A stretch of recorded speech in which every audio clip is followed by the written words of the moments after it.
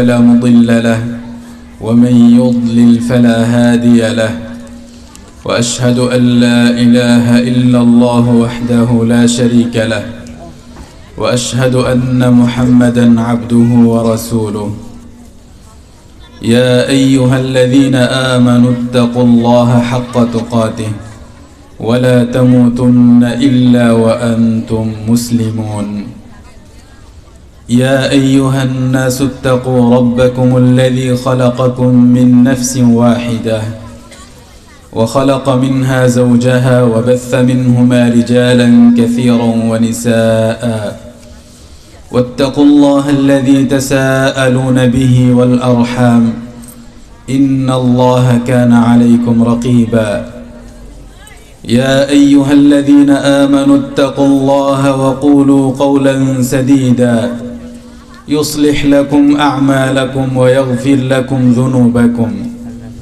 ومن يطع الله ورسوله فقد فاز فوزا عظيما أما بعد فإن خير الحديث كتاب الله وخير الهدي هدي محمد صلى الله عليه وسلم وشر الأمور محدثاتها وكل محدثة بدعة وكل بدعة ضلالة وكل ضلالة في النار উপস্থিত আজকের এই প্রোগ্রামের সম্মানিত সভাপতি মহাশয়, অত্র এলাকার মুসলিম ভাই ও বোন সকল, আমরা আজকে যে বিষয় নিয়ে আলোচনা করতে যাচ্ছি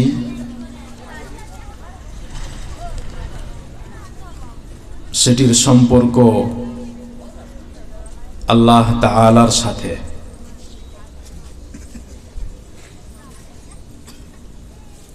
মানুষ আল্লাহ তাআলাকে যথাযথ না জানার কারণে, তার নাম গুণাবলী সম্পর্কে যথেষ্ট জ্ঞান না রাখার কারণে, তার সম্মান মর্যাদা ঠিকভাবে না বোঝার কারণে, তার ক্ষমতা সম্পর্কে বিস্তারিত না শোনার কারণে দিনের পর দিন বেআদব হয়ে যাচ্ছে।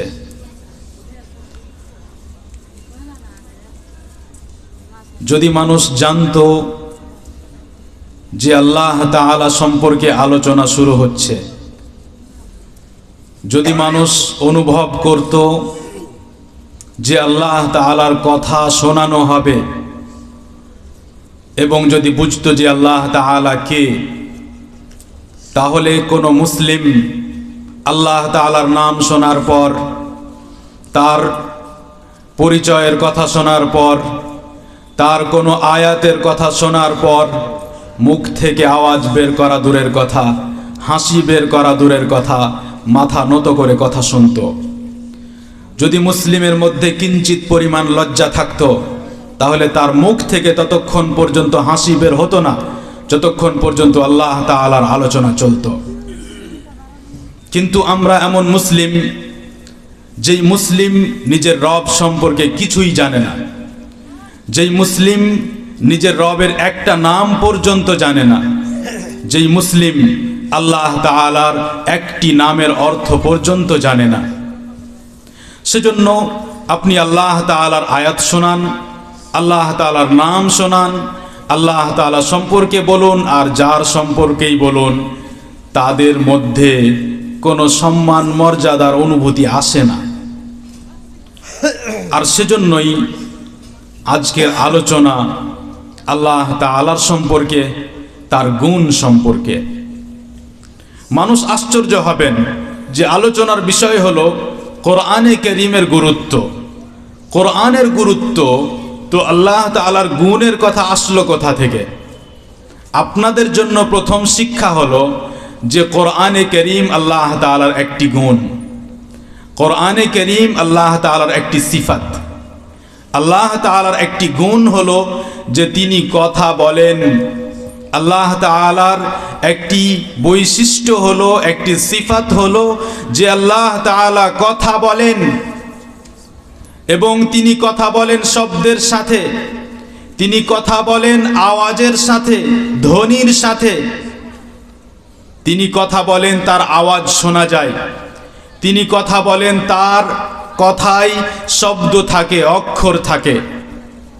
তিনি নবীগণের মধ্যে কিছু নবীদের সাথে কথা বলেছেন। আল্লাহ তাআলা কথা বলেন।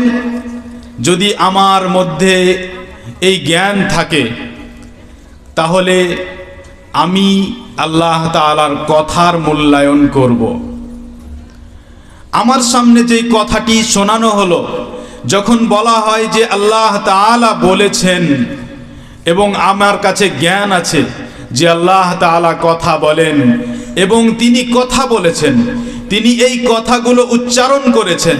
যেই আয়াতটি আমি শুনলাম সেই আয়াত তিনি উচ্চারণ করেছেন। তিনি শব্দের সাথে, অক্ষরের সাথে, আওয়াজের সাথে এই আয়াতগুলো নিজে বলেছেন।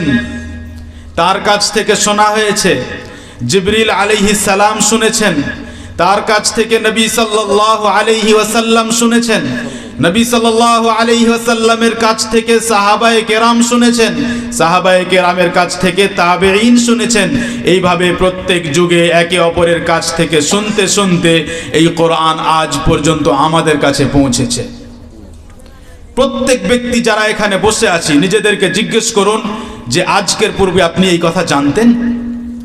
আপনি কোনোদিন শুনেছেন যে কোরআন কিভাবে আপনার কাছে পৌঁছেছে? আমরা এতটাই বুঝি যে কোরআন আমার কাছে পৌঁছেছে, এই যে কোরআনে কারীম আমার কাছে লেখা আছে। কোনোদিন ভাবিনি, কোনোদিন জানার চেষ্টা করিনি যে এই কোরআন আমার কাছে এসছে কিভাবে, এবং এই কোরআনে আছে কি, কোরআনের মধ্যে যা আছে সেটা কি আসলে। যদি একজনকে জিজ্ঞেস করা হয় যে কোরআন কি, কিছুই বলতে পারবে না। মুসলিম হওয়ার পরে যেই কোরআন বিশ্বাস করার কারণে, যেই কিতাবের প্রতি ঈমান আনার কারণে আপনি মুসলিম, সেই কিতাব সম্পর্কে আপনার ক খ গ ঘ পর্যন্ত জানা নাই। সেই জন্য যত ধরনের বেয়াদবি, যত জঘন্যতা, যত নির্লজ্জতা, যত বেহায়াপনা, যত যা কিছু আপনি সমাজে দেখছেন, সেটার কারণ হলো এই, সব কিছুর কারণ হলো এই। কেন আপনাকে এত বক্তব্য দেওয়ার পরে, এত আলোচনা শোনানোর পরেও আপনার মধ্যে আমার মধ্যে আদব আসে না? কেন আমরা এখনো বেয়াদব?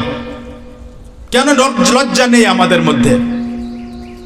এত নির্লজ্জতা কেন? এত বেহায়াপনা কেন? কারণ আমরা জানি না যে আমরা কে।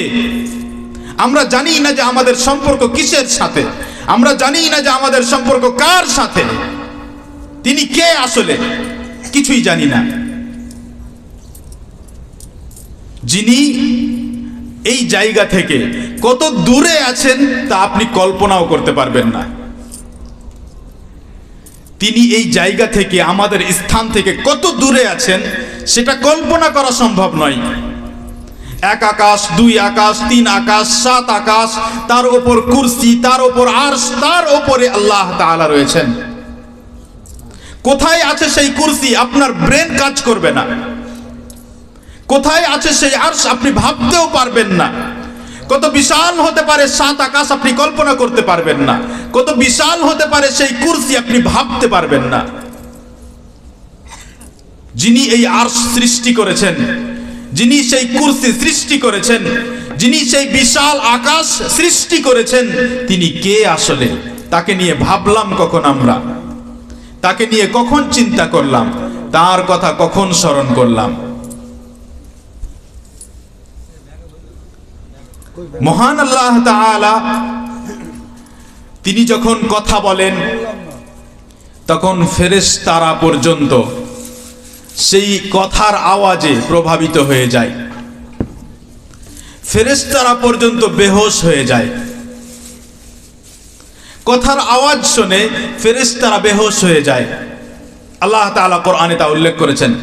হাত্তা ইযা ফুজ্জিআ আন কুলুবিহিম ক্বালু মাযা ক্বালা রাব্বুকুম।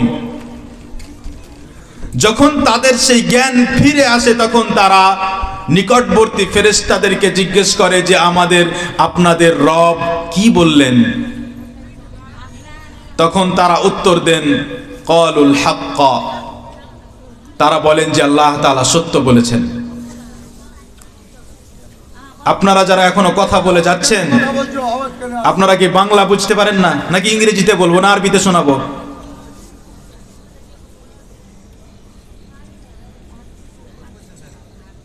আপনারা কথা বলবেন না আমি চলে যাব?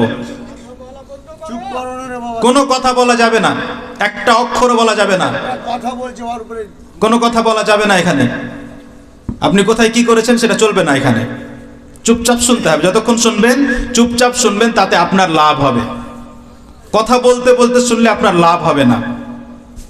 আমরা শুনছি আল্লাহ তাআলা সম্পর্কে, আল্লাহ তাআলা সম্পর্কে আপনি শুনছেন আর আপনি নিজে কথা বলছেন, তাহলে আপনি কি আসলে সিরিয়াস আল্লাহ তাআলা সম্পর্কে? না, আপনি মনে হচ্ছে কোনো কমেডি দেখছেন, কোনো মজার কোনো গল্প শুনছেন। জি না, আমরা মজার গল্প শোনাতে আসিনি, আর আমরা এখানে গান গাইতেও আসিনি।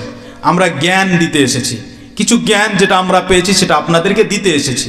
আমরা না গান গাইতে জানি, না মজা আপনাকে হাসাতে জানি, সেগুলোর কোনো প্রয়োজন নেই। আমরা যে বিষয় আপনাদের সামনে তুলে ধরেছি সেটি হলো আল কোরআনুল কারীম। আমরা আপনাদের বললাম যে আল কোরআনুল কারীম মহান আল্লাহ তাআলার একটি গুণ, এবং সেই গুণটি হলো কথা বলা, কালাম, কথা বলা। এবং আল্লাহ তাআলা যখন কথা বলেন, যেহেতু শব্দের সাথে বলেন, অক্ষরের সাথে বলেন, আওয়াজের সাথে বলেন, তাই কোরআনের মধ্যে যত যা কিছু আপনি লেখা দেখতে পাচ্ছেন, কোরআনের যত আয়াত আপনি দেখতে পাচ্ছেন, এই সমস্ত আয়াত আল্লাহ তাআলার গুণ, আল্লাহ তাআলার সিফাত। আল্লাহ তাআলা যেই কোরআনে কারীম আমাদেরকে দিয়েছেন, এই কোরআনের মূল্য আমরা প্রায় মানুষই বুঝি না। যদি আমরা সাধারণ মানুষের কথা বলি, তাহলে সাধারণ মানুষের মধ্যে হয়তো 99% মানুষই বুঝে না মূল্য কি। এমনকি যারা কোরআন ও হাদিসের সাথে জড়িত, তাদেরও মধ্যে অনেক মানুষ পাবেন যারা কোরআনের যথাযথ মূল্যায়ন করে না, কোরআনের জন্য যথাযথ সময় বের করে না। সবাই যদি নিজেকে জিজ্ঞেস করি যে আজ পর্যন্ত কোরআনের জন্য আপনি প্রতিদিন কতটা সময় ব্যয় করেছেন, তাহলে আপনি বুঝতে পারবেন যে আপনি কোরআনকে কত মূল্য দেন। এখন ধরুন 2-3 উঠে পালিয়ে যাচ্ছে, ভালো কথা, পালিয়ে গেল উঠে, সেই ব্যক্তি কোরআন সম্পর্কে শুনতেও চাচ্ছে না, তাহলে সে কোরআনের মূল্যায়ন কোত্থেকে করবে? যারা বসে আছেন যদি শোনেন, তাহলে হয়তো আপনার মধ্যে পরিবর্তন আসতে পারে, হয়তো আপনি বুঝবেন যে না, আমি কোরআনের হক আদায় করিনি, আজ পর্যন্ত কোরআনের সাথে খুব খারাপ ব্যবহার করেছি, এখন থেকে আমাকে পরিবর্তন হতে হবে। কিন্তু আপনি শুনলেন না, আগেই উঠে পালিয়ে গেলেন, তাহলে আপনাকে কে পরিবর্তন করবে? আল্লাহ তাআলা যতক্ষণ না হেদায়েত দান করবেন। সম্মানিত দিনী ভাই বোন, আল্লাহ তাআলা যেই কোরআন আমাদেরকে দান করেছেন, সেই কোরআন এই পৃথিবীতে একটি এমন জিনিস, একটি এমন বিষয়, একটি এমন গুণ যে তার কোনো আর দ্বিতীয় কোনো উদাহরণ নেই। আপনি দেখাতে পারবেন না যে কোরআনে কারীমের মতোই আরেকটি গুণ এখানে, এই যে দেখেন, এটি আরেকটি আল্লাহ তাআলার গুণ। তার ক্ষমতা, তার ক্ষমতার যে প্রভাব সেটা দেখতে পাচ্ছেন, কিন্তু কোরআনের মতো দেখতে পাবেন না। আল্লাহ তাআলার কালাম, স্বয়ং আল্লাহ তাআলার কথা কোরআনের মধ্যে আপনার কাছে আছে। আমি কতটা আল্লাহ তাআলাকে সম্মান করি, সেই অনুযায়ী আমি কোরআনের সম্মান করব।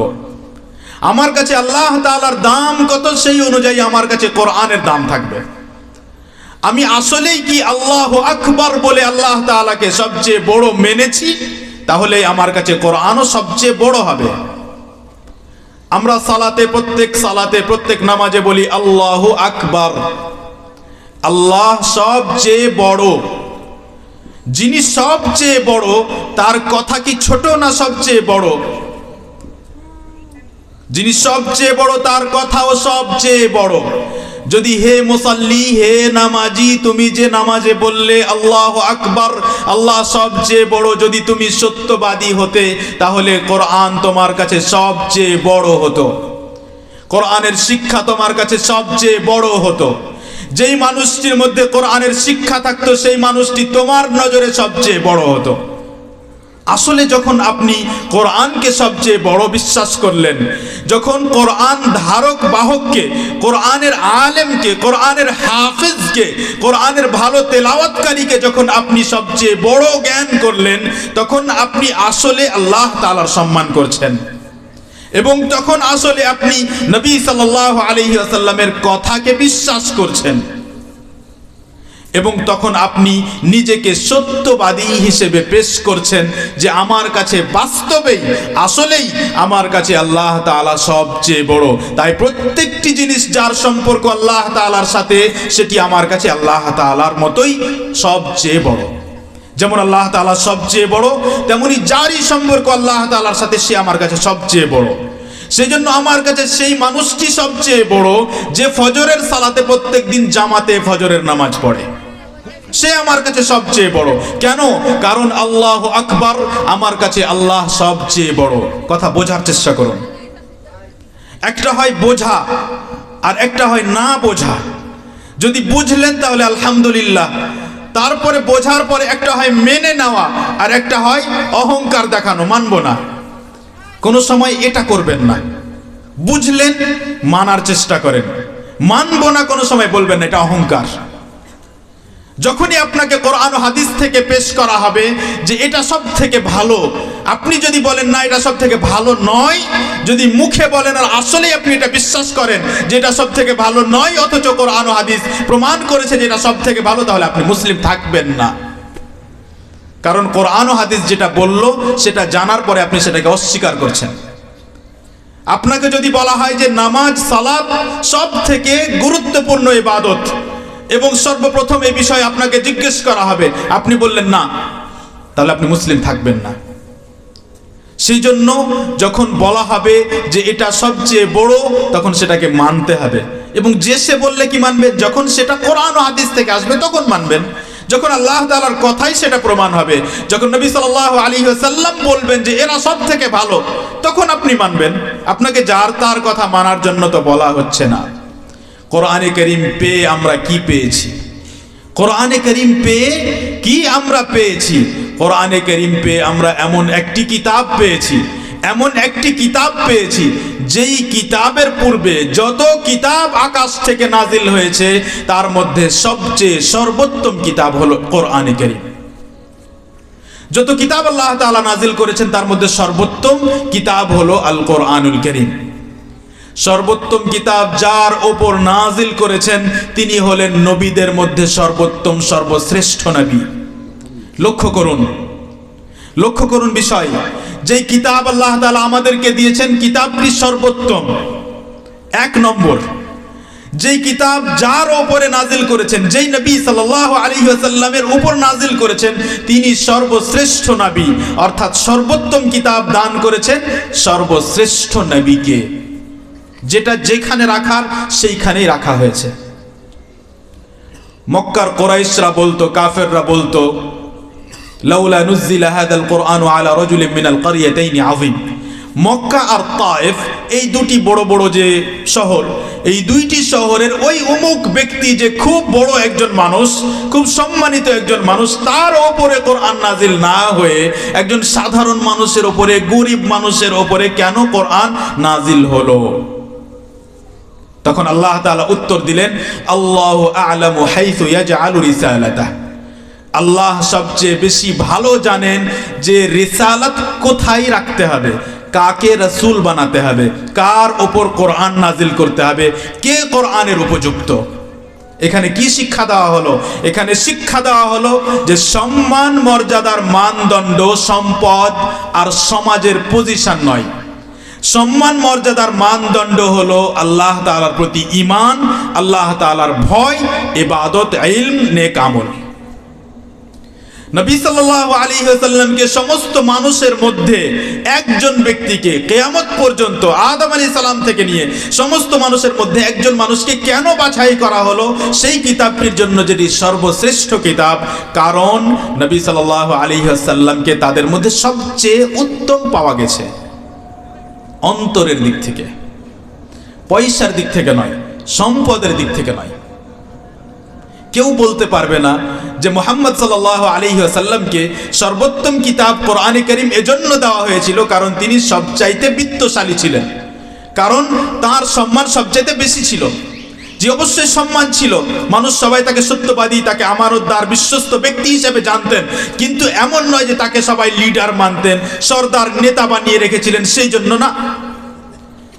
এই জন্য কারণ তার হৃদয়কে আল্লাহ তাআলা দেখলেন যে তার হৃদয়, তার অন্তর সবচেয়ে পবিত্র। আল্লাহ রাব্বুল আলামিন এই কোরআনে কারীম যেই জায়গায় নাজিল করলেন, সেই জায়গাটি পুরো পৃথিবীর সবচাইতে উত্তম জায়গা, মক্কা মুকাররমা। এবং তারপরে যেখানে এই কোরআনের বাকি অংশ নাজিল হলো সেটি হলো মদিনা মুনাওয়ারা। কোরআন নাজিল হলো মক্কায়, কোরআন নাজিল হলো মদিনায়। মক্কায় হারাম রয়েছে, সেই হারামে কেউ যদি একটি সালাত, একটি নামাজ পড়ে, তাহলে মসজিদে নববী এবং মসজিদে আকসা ফিলিস্তিন ছাড়া পৃথিবীর যে কোনো মসজিদের 1,00,000 নামাজের চাইতেও উত্তম। 1,00,000। সেইখানে কোরআন নাজিল হয়েছে। তারপরে এই কোরআন নাজিল হয়েছে মদিনায়, যেই মদিনাকে রাসূল সাল্লাল্লাহু আলাইহি ওয়াসাল্লামের হিজরতের জন্য বাছাই করা হয়েছিল। যখন রাসূল সাল্লাল্লাহু আলাইহি ওয়াসাল্লামকে নিজ এলাকা ছেড়ে যেতে হবে, তখন নবী সাল্লাল্লাহু আলাইহি ওয়াসাল্লামের স্থান কোনটি হবে? মদিনা হবে। সেই জায়গা বাছাই করা হয়েছে, মুসলিমদের হৃদয়ে সেই জায়গার ভালোবাসা ঢুকিয়ে দেওয়া হয়েছে। কোথায় পূর্বে, কোথায় চাইনিজ, চীনি, চাইনায় বসে আছে, সেইখান থেকে সেই জায়গার ভালোবাসা তার মনের মধ্যে আছে। মানুষ 10 বছর, 15 বছর, 20 বছর ধরে স্বপ্ন দেখে যে কখন নবী সাল্লাল্লাহু আলাইহি ওয়াসাল্লামের সেই শহর দেখব। সেটা ভুল হলেও মানুষ ভালোবাসার কারণে সেখানকার মাটি উঠিয়ে নিয়ে আসে, যদিও সেটা ঠিক নয়, কিন্তু এটা ভালোবাসার জন্য মানুষ মাটি তুলে নিয়ে আসে সেখান থেকে। অল্প কয়েকদিন সেই জায়গায় থাকার পরে চোখের অশ্রু ধরে রাখতে পারে না, মনে হয় না যে সেই জায়গা ছেড়ে আসি। এমন কি আছে সেখানে? তার চাইতে সুন্দর বিল্ডিং আপনার বোম্বেতে আছে, তার চাইতে উঁচু উঁচু বিল্ডিং দিল্লি, বোম্বেতে আছে। সেখানে এত উঁচু বিল্ডিং তো নেই। তার চাইতে সুন্দর সুন্দর বিল্ডিং দুবাইয়ে আছে। কিন্তু মদিনায় এমন কি আছে? এমন কি আছে যে যার কারণে মানুষের মনের মধ্যে এত ভালোবাসা সেই জায়গার জন্য? সেই জায়গাকে আল্লাহ তাআলা কোরআনের জন্য বাছাই করেছেন। আমরা জানলাম যে কোরআনে কারীম সর্বোত্তম কিতাব। আমরা জানলাম যে কোরআনে কারীম যার উপরে নাজিল হয়েছে তিনি সর্বোত্তম, সর্বশ্রেষ্ঠ। যেই জায়গায় নাজিল হয়েছে সর্বোত্তম। তারপরে যেই উম্মতের জন্য এই কোরআনে কারীম নাজিল করা হয়েছে, মুসলিম উম্মাহ, এই উম্মত সমস্ত উম্মতের মধ্যে সর্বশ্রেষ্ঠ। আল্লাহ তাআলা বলেন, কুনতুম খায়রা উম্মাতিন উখরিজাত লিন-নাস, তোমরা সর্বোত্তম উম্মত। সর্বোত্তম উম্মত, সর্বোত্তম জায়গায়, সর্বোত্তম নবীর ওপর এবং সর্বোত্তম কিতাব। যেই মাসে নাজিল হয়েছে সেই মাস হলো পুরো বছরের মধ্যে সর্বোত্তম, সর্বশ্রেষ্ঠ মাস রমজান। এবং এখানে একটা জানার বিষয় আছে। আমরা জানি যে কোরআনে কারীম 23 বছর ধরে নাজিল হয়েছে, আর আমরা এটাও শুনেছি যে কোরআনে কারীম রমজান মাসে নাজিল হয়েছে। কেমন কথা হলো? যদি কোরআনে কারীম রমজান মাসে নাজিল হয়ে থাকে তাহলে 23 বছর ধরে কিভাবে নাজিল হলো? আর যখন 23 বছর ধরে নাজিল হলো তো রমজান মাসে কিভাবে হলো? 23 বছরে কি শুধু রমজান মাস আছে নাকি আরো অনেক মাস আছে? কারণ কোরআনে কারীম পৃথিবীতে নবী সাল্লাল্লাহু আলাইহি ওয়াসাল্লামের উপর নাজিল হওয়ার আগে লৌহে মাহফুজ থেকে প্রথম আকাশে নাজিল হয়েছে একসাথে রমজান মাসে। সেই জন্য রমাজান মাস সম্পর্কে আল্লাহ তাআলা বলেন, শাহরু রমাদান আল্লাযী উনজিলা ফীহিল কুরআন। রমাজান মাস হলো সেই মাস যাতে কোরআন নাজিল হয়েছে। কখন কোথায় নাজিল হয়েছে? প্রথম আকাশে নাজিল হয়েছে। যেই জায়গাটির ব্যাপারে বলা হয়েছে সেই জায়গাটির নাম হলো বাইতুল ইজ্জাহ। বাইতুল ইজ্জায় প্রথম আকাশে এই কোরআনে কারীম রমাজান মাসে একসাথে পূর্ণ কোরআন নাজিল হয়েছে। তারপরে 23 বছর ধরে সময় অনুযায়ী, পরিস্থিতি অনুযায়ী 23 বছর ধরে নবী সাল্লাল্লাহু আলাইহি সাল্লামের উপরে নাজিল হতে থেকেছে। সেজন্য 23 বছরে নাজিল হয়েছে, এটাও ঠিক। আর রমাজান মাসে নাজিল হয়েছে, এটাও ঠিক। এখন আমরা কোরআন সম্পর্কে এতটুকু জানলাম। সম্মানিত ভাই বোন, এই কোরআনে কারীম আমাদের ওপরে নাজিল করা হয়েছে, মুসলিম এবং মানুষের ওপরে, মানুষ ও জিনের জন্য নাজিল করা হয়েছে। পশু পক্ষীর জন্য নাজিল করা হয়নি, পাহাড় পর্বতের জন্য নাজিল করা হয়নি। কিন্তু আল্লাহ রাব্বুল আলামিন মানুষকে বোঝানোর জন্য পাহাড়ের উদাহরণ পেশ করেছেন। বলেছেন যে যদি আমি পাহাড়ের ওপর এই কোরআন নাজিল করতাম, তার মানে করেননি। করতাম কেন বললেন? কারণ করলে কি হতো সেটা শোনার পরে তোমরা ভাববে যে আমরা তো মানুষ, আমরা তো মাংস থেকে তৈরি, মাংস আর হাড় দিয়ে তৈরি, আমরা তো পাহাড়ের মতো কঠোর শক্ত নই। তাহলে আমাদের অবস্থা পাহাড়ের চাইতে দুর্বল হওয়া উচিত, নম্র হওয়া উচিত। আল্লাহ তাআলা বলেন, লাউ আনজালনা হাযাল কুরআন আলা জাবাল লারাআইতাহু খাশিআম মুতাসাদ্দিআম মিন খাশিয়াতিল্লাহ। যদি এই কোরআনে কারীম নাজিল করতাম পাহাড়ের উপর, যদি নাজিল করতাম, তার মানে করিনি, যদি পাহাড়ের উপর নাজিল করতাম, তাহলে হে নবী সাল্লাল্লাহু আলাইহি ওয়াসাল্লাম আপনি সেই পাহাড়কে দেখতেন বিনীত বিদীর্ণ। বিনীত অর্থাৎ মাথা নত, আর বিদীর্ণ অর্থাৎ ভেঙে টুকরো টুকরো হয়ে গেছে। যদি কোরআনে কারীমকে আমি পাহাড়ের উপর নাজিল করতাম, তাহলে আপনি দেখতেন যে আল্লাহ তাআলার ভয়ে এই পাহাড় নত হয়ে গেছে, নম্র হয়ে গেছে। আমাদের মতো হ্যাকড়ামি নয়, বললো তো কি হলো, তারা তো বলতে থাকে না, নত হয়ে গেছে, বিনীত হয়ে গেছে, মাথা নিচু করে নিয়েছে এবং ফেটে টুকরো টুকরো হয়ে গেছে, ভয়ে, আল্লাহ তাআলার ভয়ে। এই আয়াত এখনো বোঝা হয়নি, আরো বুঝতে হবে। কেমন ভেঙে টুকরো হয়ে গেছে, কেন ভেঙে টুকরো হয়ে গেছে, কি অর্থ আসলে? নাজিল করার মানে কি? যে আল্লাহ তাআলা কোরআন নাজিল করে দিতেন, অর্থাৎ কোরআনের একসাথে কোরআনে কারীমকে পাহাড়ের উপরে ফেলে দিতেন, নিক্ষেপ করতেন, দিয়ে ফেটে যেত, না কি উদ্দেশ্য আসলে? উদ্দেশ্য হলো, ভালো করে শুনুন, উদ্দেশ্য হলো যে যদি কোরআনে কারীম পাহাড় বুঝতে পারতো, যদি পাহাড় বুঝতে পারতো যে কোরআনে আমাদেরকে এটা আদেশ করা হয়েছে, কোরআনে আমাকে এটা নিষেধ করা হয়েছে, এবং সেই আদেশ ও নিষেধ পাহাড়ের জন্য হতো।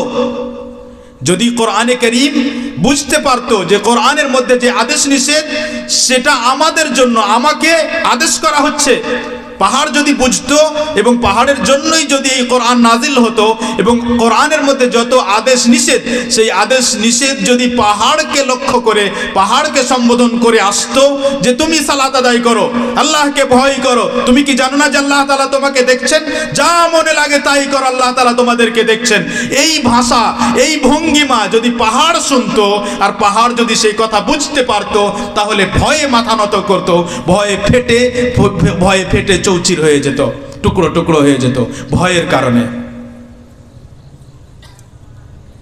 এখান থেকে কি বোঝা গেল? একটা তো বুঝলাম যে পাহাড়ে নাজিল হওয়ার মানে কি, আর আরেকটা বুঝলাম যে নাজিল হলে কেন সে ভয়ে ফেটে যেত।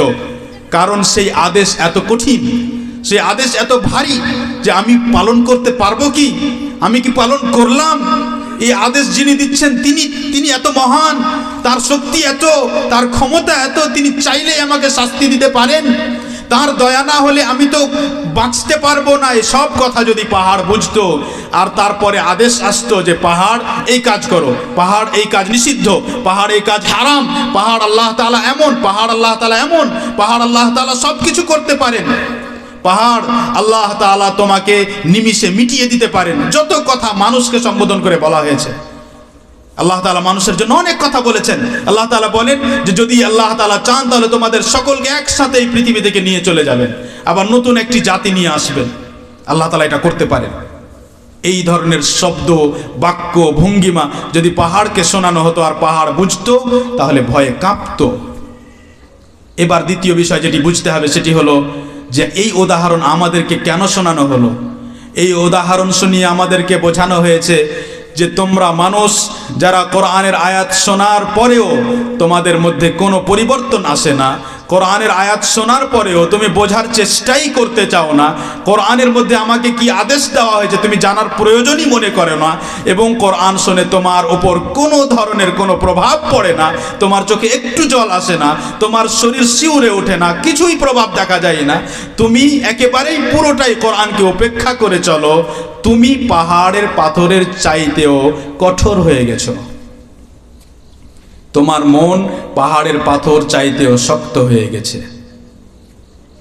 কিন্তু যারা মুমিন, যারা আল্লাহ তাআলাকে বিশ্বাস করে, যারা মৃত্যুকে বিশ্বাস করে এবং মৃত্যুর পরে আল্লাহ তাআলার সামনে হিসাবের জন্য দাঁড়াতে হবে এ কথা দৃঢ়ভাবে বিশ্বাস করে, তাদের অবস্থা এমন নয়। তাদের ব্যাপারে আল্লাহ তাআলা বলেন, আল্লাহু নাযালা আহসানাল হাদিস কিতাবাম মুতাশাবিহাম মাসানি তাকশাইরু মিনহু জুলুদুল্লাযিনা ইয়াখশাউনা রাব্বাহুম সুম্মা তালিনু জুলুদুহুম ওয়া কুলুবুহুম ইলা যিকরিল্লাহ। আল্লাহ তাআলা সর্বোত্তম কথা নাজিল করেছেন। আমরা শুনলাম সর্বোত্তম কথা কোরআন সম্পর্কে। কিতাবাম মুতাশাবিহা, এমন একটি কিতাব যার এক অংশ অন্য অংশের সাথে মিলে যায়, একই রকম সুন্দর, একই রকম আশ্চর্যজনক, একই রকম সত্য। যেই কিতাবের এক অংশ পড়লে অন্য অংশে গিয়ে তার বিরুদ্ধে কোনো কথা পাওয়া যায় না, পুরোটাই একই রকম সত্য, একই রকম সুন্দর। কিতাবাম মুতাশাবিহা, পরস্পরের মতো। মাসানি, এই কোরআনে কারীম এমন যে এই কোরআনের মধ্যে আলোচনাকে বারবার পেশ করা হয়। এখানে একটি কথা আমরা বলতে চাচ্ছি। আমরা অনেক মানুষ মনে করি অনেক সময় অনেক কথা কারো কাছে শুনতে গিয়ে, এটা তো আমি জানি, এটা তো আমি আগে থেকেই বুঝি, দিয়ে চলে যায় বা গুরুত্ব দিই না। কিন্তু আল্লাহ তাআলা কোরআনকে মাসানি বলেছেন। মাসানি এর অর্থ হলো যে এই কোরআনের মধ্যে আলোচনা বারবার এসেছে। আপনি লক্ষ্য করুন যে আল্লাহ তাআলার নামগুলো বারবার আসে কিনা। গফুরুর রহিম, রহমান, রহিম কত জায়গায় এসেছে, বারবার এসেছে। কেন? কারণ বারবার শোনার প্রয়োজন আছে। সাদি রাহিমাহুল্লাহ উদাহরণ দিয়েছেন যে একটি গাছকে জীবিত রাখার জন্য, সতেজ রাখার জন্য যেমন বারবার পানি দেওয়ার প্রয়োজন আছে, তেমনি মুমিনদের হৃদয়কে জীবিত রাখার জন্য একটি আলোচনা বারবার শোনানোর প্রয়োজন আছে। বারবার যখন আপনি একই কথা যে আল্লাহ তাআলা দয়ালু যখন বারবার শুনবেন, তখন আপনার বিশ্বাস মজবুত হবে। বারবার যখন শুনবেন যে আল্লাহ তাআলার শাস্তি খুব কঠোর, এইভাবে শাস্তি দিয়েছেন, এইভাবে ধ্বংস করেছেন, কিয়ামতের দিন এইভাবে শাস্তি দিবেন, জাহান্নামীরা এটা বলবে, আল্লাহ তাআলা এটা উত্তর দিবেন, সমস্ত কথার সারাংশ এক, যে আল্লাহ তাআলা কঠোর শাস্তি দানকারী। কিন্তু এই আলোচনা ভিন্ন ভঙ্গিমায় বারবার আমাদের শোনানো হয় যাতে আমাদের ঈমান আরো শক্ত মজবুত হয়। সেজন্য এই কোরআনে কারীমকে আল্লাহ তাআলা বলেছেন মাসানি, যার মধ্যে আলোচনা বারবার আসে। তাকশাইরু মিনহু জুলুদুল্লাযিনা ইয়াখশাউনা রাব্বাহুম, এই জায়গাটি খুব গুরুত্বপূর্ণ। যারা আল্লাহ তাআলাকে ভয় করে তারা এই কোরআনে কারীম যখন তেলাওয়াত করে, এই কোরআনে কারীম যখন শ্রবণ করে, শোনে, তখন তাদের শরীরের চুল লোম দাঁড়িয়ে যায়, যাকে বলে শরীর গা শিউরে ওঠে, লোম দাঁড়িয়ে যায়। কারণ কার কথা শুনছি? আল্লাহ তাআলার কথা শুনছি। কারণ কার কথা পড়ছি? আল্লাহ তাআলার কথা পড়ছি। ভয়ে লোম দাঁড়িয়ে যায়। সুম্মা তালিনু জুলুদুহুম ওয়া কুলুবুহুম ইলা যিকরিল্লাহ, তারপরে আবার যখন আশার আয়াত আসে, রহমতের আয়াত আসে, জান্নাতের আয়াত আসে, তখন আবার আল্লাহ তাআলার আশা ও দয়াকে স্মরণ করে আবার সেই ভয় দূরীভূত হয় এবং মনের মধ্যে প্রশান্তি আসে, আবার সব ঠান্ডা হয়ে যায়, অন্তর প্রশান্তি লাভ করে।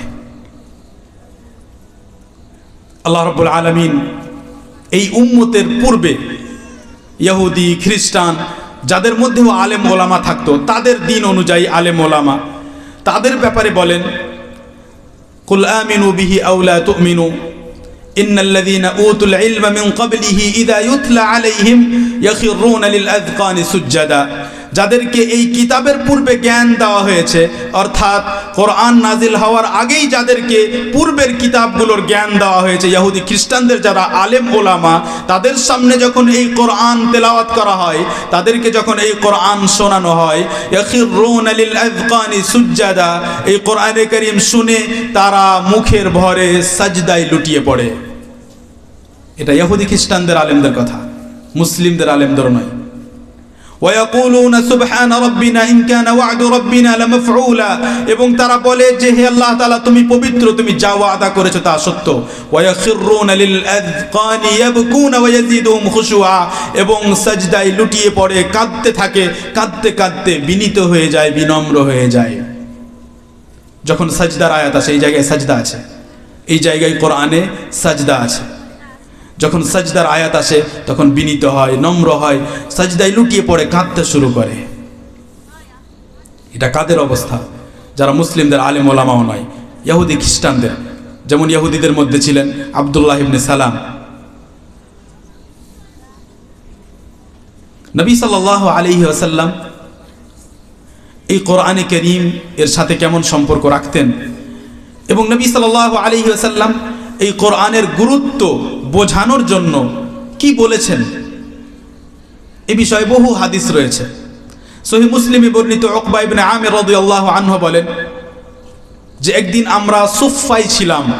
সুফফা, যেটা আমরা এর আগে হয়তো শুনেছি, আমরা শুনেছি আসহাবে সুফফা, অর্থাৎ কিছু সাহাবায়ে কেরাম ছিলেন যারা সুফফায় থাকতেন। এবং সুফফা হলো মসজিদে নববীর পিছনের দিকের একটা অংশ। মসজিদে নববীর পিছনের দিকে একটা অংশ ছিল, যেখানে গরিব সাহাবায়ে কেরাম যাদের সেরকম থাকার স্থান ছিল না, তারা ওই জায়গাতে আশ্রয় নিতেন, মসজিদের ভিতরে পিছনে এক অংশে থাকতেন, এবং তাদেরকেই আসহাবে সুফফা বলা হলো। তো আমরা নবী সাল্লাল্লাহু আলাইহি ওয়াসাল্লাম আমরা সুফফায় আছি। নবী সাল্লাল্লাহু আলাইহি ওয়াসাল্লাম বাড়ি থেকে, ঘর থেকে বেরিয়ে আসলেন, এবং আমরা জানি যে নবী সাল্লাল্লাহু আলাইহি ওয়াসাল্লামের ঘর মসজিদের পাশেই ছিল। আগে মসজিদের দেওয়ালের বাইরে ছিল, কিন্তু পরবর্তীতে সেই ঘরকে মসজিদের ভিতরে করে নেওয়া হয়েছে। বেরিয়ে আসলেন, সুফফার দিকে গেলেন, সেখানে সাহাবায়ে কেরাম বসে আছেন।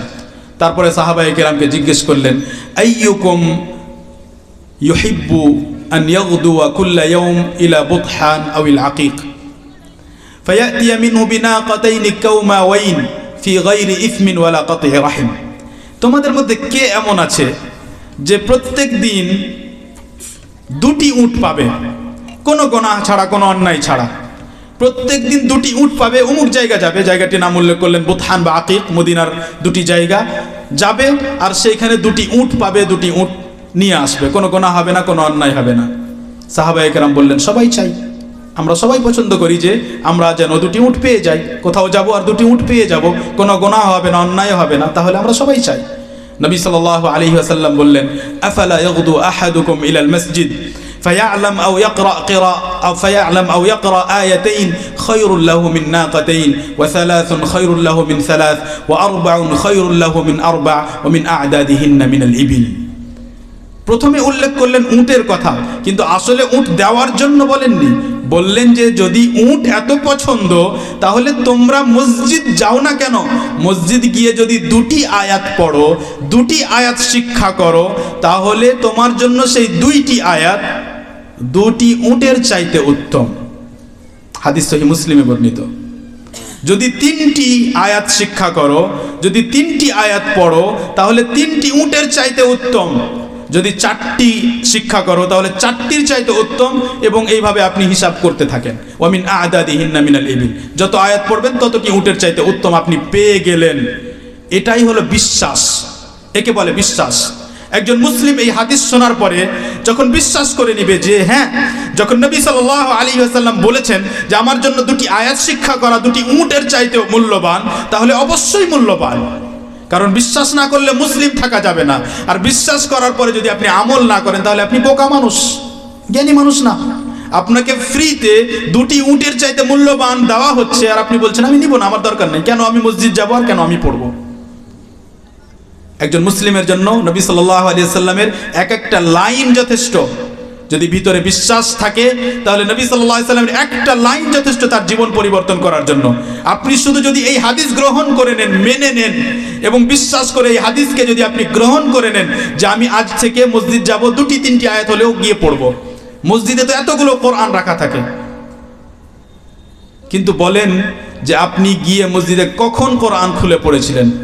এবং এখন তো মসজিদের মধ্যে গিয়ে কোরআন পড়া আপনার জন্য আরো সহজ, কিন্তু আপনার মোবাইলে কোরআন পড়ার জন্য কোনো কোরআনের অ্যাপ্লিকেশন আছে? কোরআনেরও অ্যাপ্লিকেশন আছে।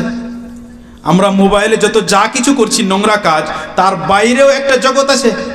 বহু মানুষ আছেন যারা আপনার ওই নোংরা কাজ কিছুই করেন না, সব পড়াশোনা করেন, সমস্ত পড়াশোনা কোরআন ওই মোবাইলের মধ্যেই আছে, কিন্তু আপনি সেটা বাদ দিয়ে আপনি গান বাজনায় ব্যস্ত থেকেছেন।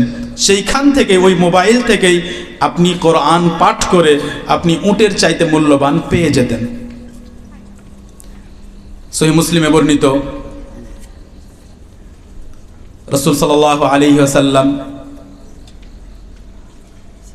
সুনান তিরমিজিতে বর্ণিত আব্দুল্লাহ বিন মাসউদ রাদিয়াল্লাহু আনহু বললেন যে রাসূল সাল্লাল্লাহু আলাইহি ওয়াসাল্লাম বলেছেন, মান ক্বারাআ হারফাম মিন কিতাবিল্লাহ ফালাহু বিহি হাসানাহ, যে ব্যক্তি আল্লাহ তাআলার কিতাবের, কোরআনে কারীমের একটি অক্ষর পড়বে তাকে একটি নেকি দেওয়া হবে।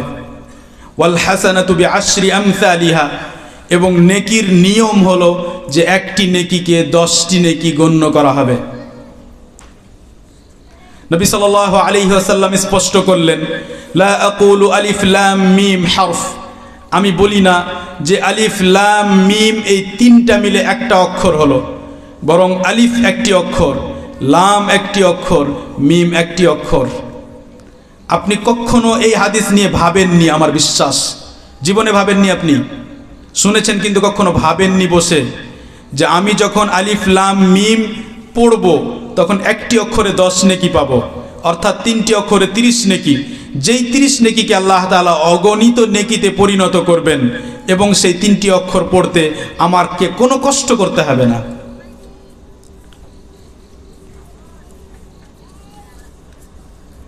নবী সাল্লাল্লাহু আলাইহি ওয়াসাল্লাম বান্দার সালাতের ব্যাপারে বলেন, কোরআনে কারীম এমন একটি কিতাব যে কোরআন ছাড়া আপনি আল্লাহ তাআলার সামনে সালাত পড়তে পারবেন না, ইবাদত করতে পারবেন না। যখন মানুষ সূরা ফাতিহা পড়ে তখন মানুষ বোঝে না যে আমি আসলে সূরা ফাতিহায় কি করছি, কি বলছি, কিন্তু এই কথা নবী সাল্লাল্লাহু আলাইহি ওয়াসাল্লাম আল্লাহ তাআলা হতে বর্ণনা করেছেন। সহিহ মুসলিমে বর্ণিত আবু হুরায়রা রাদিয়াল্লাহু আনহু বলেন যে রাসূল সাল্লাল্লাহু আলাইহি ওয়াসাল্লাম বলেছেন যে আল্লাহ তাআলা বলেছেন, কাসামতুস সালাতা বাইনি ওয়া বাইনা আবদি নিসফাইন, আমি সূরা ফাতিহাকে, এখানে সূরা ফাতিহাকে সালাত বলা হয়েছে, সূরা ফাতিহাকে সালাত নামাজ বলা হয়েছে। লক্ষ্য করুন, সূরা ফাতিহাকেই নামাজ বলা হয়েছে সূরা ফাতিহার গুরুত্বপূর্ণ হওয়ার কারণে। আমি সূরা ফাতিহাকে 2 ভাগে ভাগ করেছি, আল্লাহ তাআলা বলেন সূরা ফাতিহাকে 2 ভাগে ভাগ করেছি, এক ভাগ আমার, এক ভাগ আমার বান্দার, যেই বান্দা এই সূরা ফাতিহা পড়বে, এবং আমার বান্দা যা চাইবে সেটাই পাবে। কারণ সূরা ফাতিহার দ্বিতীয় অংশে বান্দা আল্লাহ তাআলার কাছে চাইবে, যেটা চাইবে আল্লাহ তাআলা দান করবেন। তারপর বলেন, যখন বান্দা বলে আলহামদুলিল্লাহি রাব্বিল আলামিন, তখন আল্লাহ তাআলা বলেন হামিদানি আবদি। যখন বান্দা বলে আলহামদুলিল্লাহি রাব্বিল আলামিন, আল্লাহ তাআলা বলেন আমার বান্দা আমার হামদ বর্ণনা করেছে। এবং হামদের ব্যাপারে বিস্তারিত আমরা আলোচনা করেছি। হামদ এর মানে হলো আল্লাহ তাআলার ভালোবাসা এবং আল্লাহ তাআলার সম্মানের সাথে আল্লাহ তাআলার প্রশংসা করা, এটা বিশেষ প্রশংসা।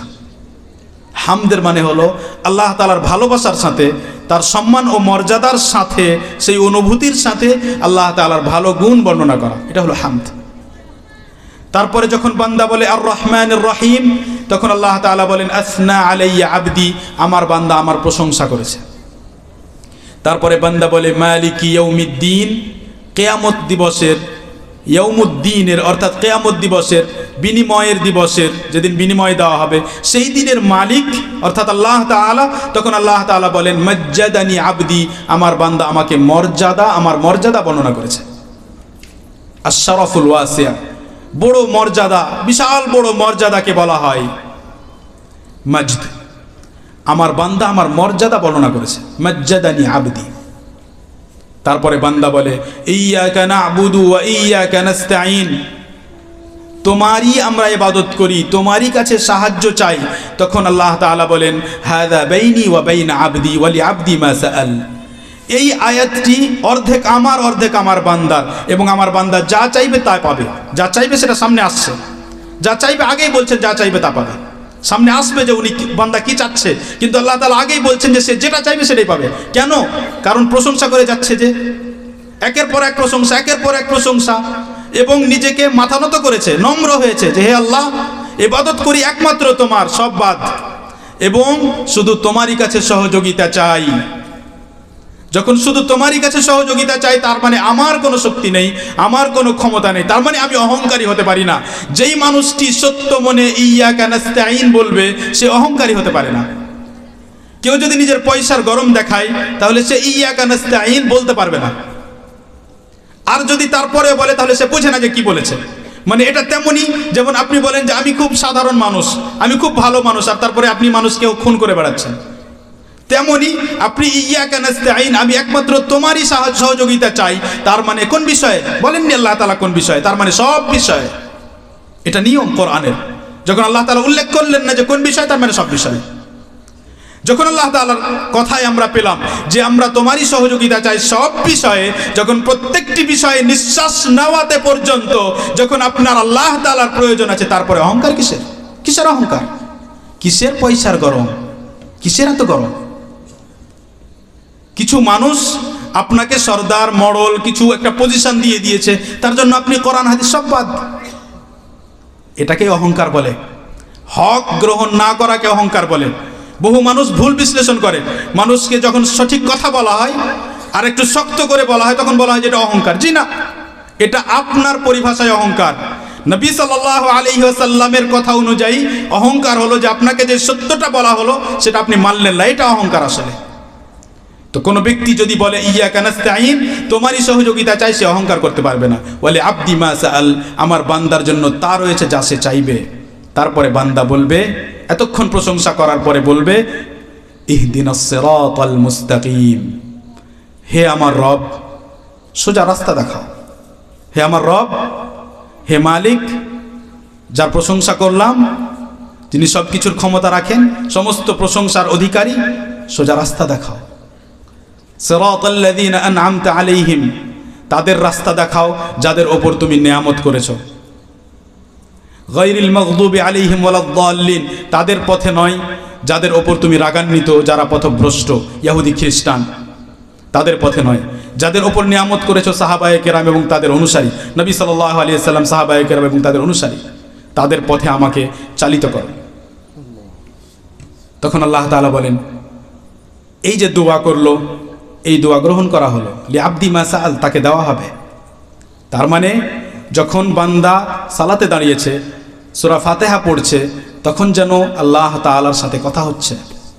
সে শুনতে পাই না।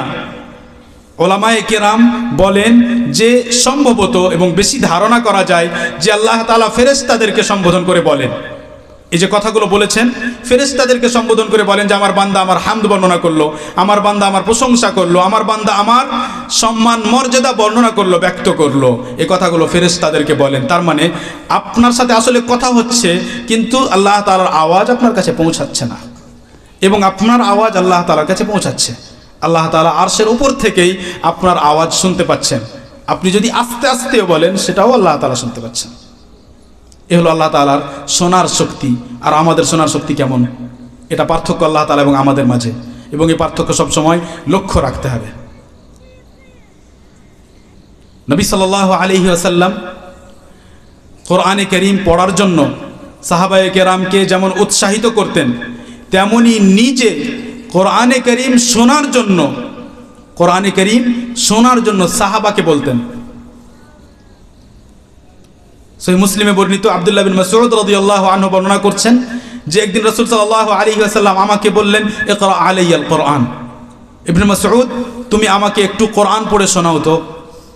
ইবনে মাসউদ রাদিয়াল্লাহু আনহু বললেন, আলাইকা উনজিল, আকরা আলাইকা আলাইকা উনজিল, কোরআন আপনার উপর নাজিল হয়েছে। আপনার চাইতে কোরআন কে জানে ভালো? আমি আপনাকে কি কোরআন পড়ে শোনাতে পারি? আমার এতটা যোগ্যতা নেই যে আমি আপনাকে কোরআন পড়ে শোনাবো। আপনার উপর তো কোরআন নাজিল হয়েছে। তখন নবী সাল্লাল্লাহু আলাইহি ওয়াসাল্লাম বললেন, ইন্নী উহিব্বু আন আসমাআল কোরআন মিন গায়রি, আমার খুব ভালো লাগে যে আমি কোরআন অন্যের মুখ থেকে শুনি। এটা আমাদের নবী ভালোবাসতেন, পছন্দ করতেন। তার ইচ্ছে হতো যে কোনো একজনকে বলে তার মুখ থেকে কোরআন শুনবেন। নিজে তো পড়ছেন, নিজে তো প্রত্যেক দিন পড়ছেন, তিনি তো ফেরেশতার কাছ থেকেও শুনছেন, কিন্তু তিনি অন্য মানুষের মুখ থেকে শোনার ইচ্ছে রাখতেন। সেজন্য আব্দুল্লাহ বিন মাসউদ রাদিয়াল্লাহু আনহুকে কোরআন তেলাওয়াত করার জন্য বললেন। তিনি সূরা নিসা পড়তে শুরু করলেন। পড়তে পড়তে আয়াতের এই জায়গাতে আসলেন, কোরআনের সূরা নিসার এই জায়গাতে আসলেন, ফাকাইফা ইযা জি'না মিন কুল্লি উম্মাতিন বিশাহীদ ওয়া জি'না বিকা আলা হাউলাই শাহীদা। হে নবী সাল্লাল্লাহু আলাইহি ওয়াসাল্লাম, যেদিন আপনাকে সাক্ষ্যবহ হিসাবে, সাক্ষী হিসাবে, পুরো উম্মতের সাক্ষী হিসাবে, এবং প্রত্যেক উম্মতের জন্য আমি কিছু সাক্ষী উপস্থিত করব কিয়ামতের দিন, এবং যেদিন আপনাকে আপনার উম্মতের সাক্ষী হিসাবে পেশ করব, সেই দিন কেমন হবে, সেই দিনের পরিস্থিতি কেমন হবে, সেই দিনে মানুষের অবস্থা কেমন হবে, এই কথা শুনে যাচ্ছেন। এবং নবী সাল্লাল্লাহু আলাইহি ওয়াসাল্লাম ততক্ষণ কাঁদতে শুরু করেছেন। হাদিস সহিহ মুসলিমে বর্ণিত। নবী সাল্লাল্লাহু আলাইহি ওয়াসাল্লাম কাঁদতে শুরু করেছেন, কোরআন শুনে যাচ্ছেন এবং তার চোখ দিয়ে পানি বেরিয়ে আসছে। একজন সাহাবী ইবনে মাসউদ রাদিয়াল্লাহু আনহুকে ইঙ্গিত করেন, তিনি উপরে দেখেন, চোখ তুলে দেখেন, বলেন ফারাআইতুহু তাসিলু দুমুআহু তাসিল, দেখলাম যে তার চোখ দিয়ে জল বেরিয়ে আসছে, জল বয়ে যাচ্ছে। নবী সাল্লাল্লাহু আলাইহি ওয়াসাল্লাম কোরআন শুনছেন, কয়েকটি আয়াত, অল্প কয়েক পৃষ্ঠার পরে এই আয়াতটি আছে সূরা নিসায়। শুনতে শুনতে তার অবস্থা এমন হয়েছে যে তার চোখ দিয়ে ঝরঝর করে পানি বেরিয়ে আসছে। এটা একটা অবস্থা, মুমিনের অবস্থা। আর আরেকটা অবস্থা যেটা আমাদের অবস্থা, আমাদের সামনে প্রথমত কোরআন শোনানোই হয় না, কোরআন বাজেই না আমাদের সামনে, কোরআনের তেলাওয়াত শোনার ইচ্ছেই নেই, সারাদিন কি না কি শুনে বেড়ায়, কিন্তু কোরআন শোনার জন্য ইচ্ছে আসে না মনের মধ্যে। এবং মসজিদে যদি ইমাম সাহেব শোনান আমাদেরকে, তো সেটাও শুনতে বিরক্ত হয়ে যায়, বিরক্ত হয়ে যায়। সামনে রমজান মাস আসবে, দেখবেন কেমন বিরক্ত হই, দেখবেন কেমন বিরক্ত হই। যদি দু আয়াত বেশি হয়ে যায় এক রাকাতে, তাহলে তারপরে ঝগড়া হবে। তো আমরা কোরআনের ব্যাপারে এই ভালোবাসা রাখি কোরআনের জন্য। গান বাজনার ব্যাপারে কেউ কোনো সময় বিরক্তিবোধ করি না। গান আপনি 12 ঘন্টা বাজাতে পারেন, সমস্যা নেই। এবার আপনি ভাবুন যে আমরা কোন পর্যায়ের মানুষ, আমরা কত নিচে নেমেছি, যে যেই কোরআন স্বয়ং আল্লাহ তাআলার কথা, যেই কোরআনের মধ্যে এতটা প্রভাব রয়েছে যে ওই কোরআন যদি সরাসরি আপনার হৃদয়ের ভিতরে যায়, শুধু আওয়াজ গেলেই আপনার ভিতর পরিবর্তন হবে, আওয়াজ গেলেই, সেটা শোনার ইচ্ছে পর্যন্ত হয় না। আর যেটা শয়তানের বাক্য, মিউজিক, ঢোল, তবলা, গান বাজনা, শয়তানের বাক্য, ওই বাক্যগুলো যারা লিখেছে তারাও শয়তান, আর যারা ওই ঢোল তবলা বাজিয়েছে সব শয়তান। ওই শয়তানের কথা আমাকে দিন রাত শুনে কোনো বিরক্তি হয় না। আমার যখন সময় পার হয় না, তখন কানে ঢুকিয়ে নিই, কারোর সাথে কথা বলতে ভালো লাগে না, গান শুনতে সমস্যা নেই। এবং ধীরে ধীরে শয়তানের এই রাস্তা সহজ হতেই আছে, সহজ হতেই আছে। ভাগ্য আপনার, বাংলাদেশে একজনের সাথে আমার দেখা হয়েছিল, কথাটি বলতে এই জন্য বাধ্য হলাম কারণ খুব জরুরি এই জায়গাতে, একেবারে বাস্তব একটা মানুষ। এবং হতে পারে আপনারা যারা কোরআন থেকে দূরে আছেন, হয়তো কারো জন্য যদি এটা পরিবর্তনের কারণ হয়। একজন এমন মানুষ বলে যে আমি শুধু মিউজিক নয়, বরং সিনেমা, ফিল্ম, এই যত সব এই জগতের যত যা বিষয় আছে, এই বিষয়ে আমি উঁচু পর্যায়ে ছিলাম। অর্থাৎ এই জগতে যখন বড় কোনো স্টেজ হতো, বড় বড় মানুষকে যখন ডাকা হতো তাদের ওই স্টেজে, তখন আমি অবশ্যই স্টেজে থাকতাম। এমন পর্যায়ের আমি একজন মানুষ ছিলাম, মিউজিকের সাথে, সিনেমার সাথে আমার সম্পর্ক ছিল। তারপরে কিভাবে আল্লাহ তাআলা আমাকে হেদায়েত দিলেন এবং আমার মধ্যে কিভাবে কোরআনের ভালোবাসা চলে আসলো, তারপরে সে আমাকে উদাহরণ দিয়ে বোঝালো যে আমার কাছে ধরুন এখন এই দিকে গান আছে, আর ধরুন এখন এই দিকে কোরআন আছে, তো আমি কোনো অবস্থাতে কখনো কোনো মূল্যেই আমি গানকে বাছাই করব না। অথচ আমি গান শুধু গাইনি, গান গেয়েছি, শুনেছি, বানিয়েছি, কি না করেছি, সব করেছি। আমার চাইতে গানের বিষয় কে বুঝে? এখন আমি কোরআনকে বোঝার পরে বুঝতে পেরেছি যে আমি নিজের সময় কত নষ্ট করেছি এবং আমি কত মূল্যবান জিনিস থেকে, কত মূল্যবান আওয়াজ থেকে নিজের কানকে বঞ্চিত করে রেখেছিলাম। এবং এটাই বাস্তব, এটাই বাস্তব, এটাই বাস্তব 100%। আপনি শুধু যদি প্রতিজ্ঞা করে নেন যে আজ থেকে আমার কানের মধ্যে গানের আওয়াজ যেতে দিব না, একদিন দুদিন একটু কষ্ট হতে পারে, কারণ আপনি অভ্যস্ত, আমরা অনেক দিন থেকে শুনে যাচ্ছি, তাহলে একটু কষ্ট হবে প্রথম প্রথম আমাদের।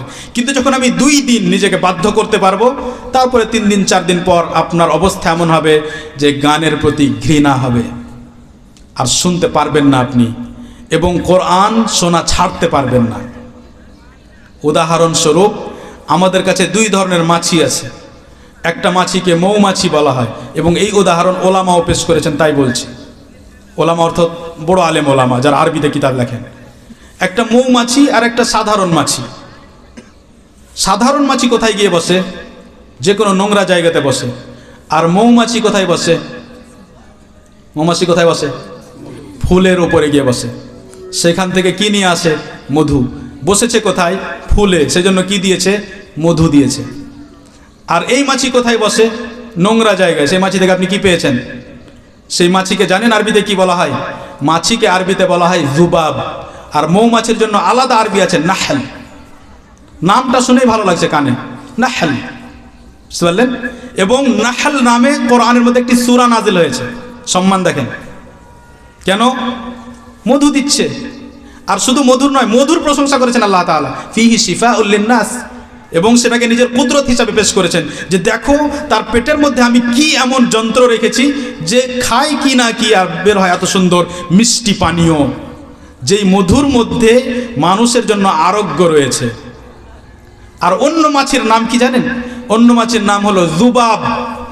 জুবাব আরবিতে বলা হয় যেটাকে দূরে সরানো হয়, মানে জাব্বা মানে হলো দূরে সরানো, ভাগাও একে। ওই মাছিকে যেহেতু সবসময় তাড়ানো হয়, ভাগানো হয়, সেজন্য আরবিতে ওর নামই হলো জুবাব। এমন একটা প্রাণী যেটাকে সবসময় তাড়ানো হয়, ভাগানো হয়। ভাবেন কেমন অবস্থা? দেখুন এর সম্মান কোথায় আর ওর সম্মান কোথায়। এই অবস্থায় আমাদের মানুষের, আমাদের সামনে একদিকে গান আছে, একদিকে কোরআন আছে। আমি গান বাছাই করলাম, আমার অবস্থা ওই দ্বিতীয় মাছির মতো। একদিকে কোরআন আছে, আমি কোরআন বাছাই করলাম, আমার অবস্থা নাহলের মতো, মধু মাছির মতো, মৌমাছির মতো। কি হবেন? কোনটা হওয়া পছন্দ করবেন? এবং নবী সাল্লাল্লাহু আলাইহি ওয়াসাল্লামের বিষয়ে অনেক হাদিস আছে। আসলে নবী সাল্লাম উদাহরণ দিয়েছেন, মাসালুল মুমিনিল্লাযী ইয়াকরাউল কোরআন মাসালুল উতরুজ্জাহ। মুমিন ব্যক্তি যে কোরআন তেলাওয়াত করে তার উদাহরণ উতরুজ্জা নামক এক ফলের মতো। উতরুজ্জা আরবি শব্দ, এবং এই ফলটি দেখতে লেবুর মতো হয়, লেবুর মতো। এবং এই ফলটির বৈশিষ্ট্য হলো যে সেন্ট সুন্দর এবং তার টেস্টও ভালো, সেন্টও ভালো। এটা উদাহরণ হলো তার, যে মুমিন ব্যক্তি কোরআন তেলাওয়াত করে। এই উদাহরণ কোনো সময় যারা গান বাজনা শুনে তাদের জন্য আছে না? যারা গান গায় তাদের জন্য আছে না? আল্লাহ তাআলা বলেন, ইন্নাল্লাযীনা ইয়াতলুনা কিতাবাল্লাহি ওয়া আকামুস সালাহ ওয়া আনফাকু মিম্মা রাযাকনাহুম সিররান ওয়া আলানিয়াহ ইয়ারজুনা তিজারাতান লান তাবুর। এখন ব্যবসায়ীদের জন্য এই আয়াতটি, আমরা কালিয়াচকের মানুষ সবাই ব্যবসা করি, এটি ব্যবসায়ীদের জন্য আয়াত, বিজনেস। ইন্নাল্লাযীনা ইয়াতলুনা কিতাবাল্লাহ, যারা আল্লাহ তাআলার কিতাব তেলাওয়াত করে, ওয়া আকামুস সালাহ, সালাত কায়েম করে, নামাজ পড়ে, ওয়া আনফাকু মিম্মা রাযাকনাহুম সিররান ওয়া আলানিয়াহ, গোপনে প্রকাশ্যে আমার রুজি হতে দান করে। 3টা কাজ, তেলাওয়াত করে কোরআন, সালাত, দান। এই 3টি কাজ যারা করে তারা কি করে? ইয়ারজুনা তিজারাতাল লান তাবুর, এমন ব্যবসা করে যাতে কোনো লস হবে না। এটাও ব্যবসা, কিন্তু এতে কোনো লস নেই। নবী সাল্লাল্লাহু আলাইহি ওয়াসাল্লাম কোরআন শোনা শুধু এতটাই নয় যে কাউকে বলতেন যে কোরআন শোনাও, না, এর চাইতেও বেশি পছন্দ করতেন। নবী সাল্লাল্লাহু আলাইহি ওয়াসাল্লাম, সহিহ মুসলিমে বর্ণিত, আবু মুসা আল আশআরী রাদিয়াল্লাহু আনহু বর্ণনা করেন যে রাসূল সাল্লাল্লাহু আলাইহি ওয়াসাল্লাম তাকে একদিন বললেন, ইয়া আবা মুসা লাউ রাআইতানিল বারিহা ওয়া আনা আস্তামিউ লিকিরাআতিক লাকাদ উতিতা মিজমারা মিন মাজামিরি আলি দাউদ। আবু মুসা, তুমি যদি দেখতে গত রাত যে বাড়ির বাইরে থেকে কিভাবে আমি তোমার কোরআনের তেলাওয়াত শুনছিলাম। শুনুন ভালো করে, আবু মুসা তুমি যদি আমাকে দেখতে গত রাত যে তোমার বাড়ির বাইরে থেকে আমি কিভাবে তোমার তেলাওয়াত শুনছিলাম। উত্তর দেওয়া হয়নি যদি দেখতে কি হতো, এটা আরবির ভঙ্গিমা, এটা আরবি ভাষার ভঙ্গিমা, যে যদি দেখতে, অর্থাৎ যদি দেখতে তাহলে কতই না আশ্চর্য হতে বা কতই না আনন্দিত হতে বা তোমাকে কতই না ভালো লাগতো, যে কোনো একটা কথা ওর উত্তর হয়ে যাবে, যেটাই সঠিক। তো যদি তুমি আমাকে দেখতে যে আমি, অর্থাৎ তিনি বললেন যে গত রাত্রে তুমি যখন রাত্রে তেলাওয়াত করছিলে বাড়ির মধ্যে, আমি বাইরে থেকে তোমার তেলাওয়াত শুনছিলাম। কেন কেন? কারণ লাকাদ উতিতা মিজমারাম মিন মাজামিরি আলি দাউদ। এক তো কারণ কোরআনে কারীম, কারণ কোরআন তেলাওয়াত করা হচ্ছে তাই, আর দ্বিতীয় কারণ যে তোমাকে দাউদ আলাইহিস সালামের একটা কণ্ঠ দেওয়া হয়েছে। দাউদ আলাইহিস সালাম জাবুর তেলাওয়াত করতেন। জাবুর একটি আসমানি কিতাব, তাওরাত, ইনজিল, জাবুর, কোরআন। তো জাবুর দাউদ আলাইহিস সালামের উপর নাজিল করা হয়েছিল এবং দাউদ আলাইহিস সালাম জাবুর তেলাওয়াত করতেন খুব মিষ্টি কণ্ঠে, এবং তার ব্যাপারে তাফসিরের মধ্যে পাওয়া যায় যে একাধিক সুন্দর কণ্ঠ তার ছিল। সেজন্য নবী সাল্লাম বললেন যে দাউদ আলাইহিস সালামের একটি সুন্দর কণ্ঠ তোমাকে দেওয়া হয়েছে, মানে তুমি দাউদ আলাইহিস সালামের মতোই কোরআন তেলাওয়াত করছিলে। সেটা বিশেষ তেলাওয়াত, আমরা তো শুনতে পেলাম না যে কেমন ছিল, কিন্তু এতটা বুঝতে পারলাম যে খুব দারুণ ছিল। তাই নবী সাল্লাল্লাহু আলাইহি ওয়াসাল্লাম নবী হওয়ার পরে যার তাই চাইতে সুন্দর তেলাওয়াত কেউ করেনি। নবী সাল্লাল্লাহু আলাইহি ওয়াসাল্লামের চাইতে সুন্দর তেলাওয়াত কেউ করতে পারবে না, কিন্তু তারপরেও তিনি আবু মুসা আল আশআরী রাদিয়াল্লাহু আনহুর তেলাওয়াত শুনছেন। সম্মানিত উপস্থিতি, আসলে কোরআনের বিষয় এমন একটি বিষয় যে এই আলোচনা মানে বহু দীর্ঘ করা সম্ভব এবং বহু দীর্ঘায়িত হয়ে যাবে, কিন্তু আমাদের সময় প্রায় অনেক লম্বাই হয়ে গেছে। আমরা কোরআন সম্পর্কে যে কথাগুলো শুনলাম শুরু থেকে, একটি হাদিস এই বিষয়ে বলবো, তারপরে আমরা মক্তবের বিষয়ে কয়েকটি কথা বলবো। কোরআনের যে প্রভাব, আমরা যে পাহাড়ের ব্যাপারে শুনলাম, যে পাহাড়ের ওপরে যদি নাজিল হতো, অর্থাৎ সেই আদেশ নিষেধগুলো যদি পাহাড়ের জন্য থাকতো আর পাহাড় যদি সেই আদেশ নিষেধ বুঝতো, তাহলে পাহাড় কেমন প্রভাবিত হতো সেটা শুনলাম। এর একটি প্রভাব ইবনে কাসির রাহিমাহুল্লাহ বর্ণনা করেছেন ওমর রাদিয়াল্লাহু আনহু সম্পর্কে, যে ওমর রাদিয়াল্লাহু আনহু যখন তিনি খলিফা ছিলেন, তখন কোনো একদিন রাত্রিবেলা টহল দেওয়ার জন্য, তিনি খলিফা ছিলেন কিন্তু তিনি মদিনায় বের হতেন রাত্রিবেলা, ইয়াউসু বিল মদিনা, ইয়াউস শব্দ ব্যবহার করা হয়েছে টহল দেওয়ার জন্য, যে তিনি রাত্রিবেলা মদিনায় বের হতেন, যে কোন বাড়িতে কি হচ্ছে, কোথায় কি ঘটছে, কার বাড়ি কি সমস্যা সেটা দেখার জন্য তিনি শাসক হিসেবে, খলিফা হিসেবে বের হতেন মদিনায়। এক রাত্রি তিনি এরকম বের হয়েছেন, তখন এক বাড়ির পাশ দিয়ে যাচ্ছেন, সেই বাড়ির মধ্যে কোনো একজন ব্যক্তি কোরআন তেলাওয়াত করছিল, হয়তো সে সালাত আদায় করছিল এবং কোরআন তেলাওয়াত করছিল, এবং সেই ব্যক্তি সূরা তুর পাঠ করছিল। সূরা তুর, ওয়াত্তুর ওয়া কিতাবিম মাসতুর ফি রাক্কিম মানশুর, এখানে কয়েকটি বিষয়ের আল্লাহ তাআলা কসম করেছেন। প্রথমে তুরের কসম, তুর পাহাড়ের কসম, ওয়া কিতাবিম মাসতুর ফি রাক্কিম মানশুর কোরআনে কারীমের কসম সংক্ষেপে, ওয়াল বাইতিল মামুর, বাইতে মামুরের কসম যেটি 7 আকাশের উপরে আছে, যেখানে ফেরেশতারা ইবাদত করার জন্য প্রবেশ করে, ওয়াসসাকফিল মারফু, আকাশের কসম, আকাশের কসম, ওয়াল বাহরিল মাসজুর, এবং সমুদ্রের কসম যেটাকে প্রজ্বলিত করা হবে, জ্বালানো হবে। তো এতগুলো কসম খাওয়ার পরে, এতগুলো কসম করার পরে আল্লাহ তাআলা বলেন একটি কসম যথেষ্ট, কসম না করলেও আল্লাহ তাআলার কথা আমরা বিশ্বাস করছি, কিন্তু তিনি তারপরেও সেই কথাকে শক্ত করার জন্য, মজবুত করার জন্য 5টি কসম খেয়ে, এবং এমন এমন বিষয়ের কসম যেটা আমরা কোনোদিন ভাবতেও পারিনি। যদি না বলা হতো কোরআনে, আমরা জানতাম না যে এগুলো আছে। কোথায় বাইতে মামুর, কোথায় বাহর মাসজুর হবে কিনা প্রজ্বলিত, কে জানে। এসব কসম করার পরে আল্লাহ তাআলা বললেন ইন্না আযাবা রাব্বিকা লাওয়াকি' মা লাহু মিন দাফি', তোমার রবের শাস্তি আসবেই আসবে, সেই আযাবকে, সেই শাস্তিকে কেউ সরাতে পারবে না।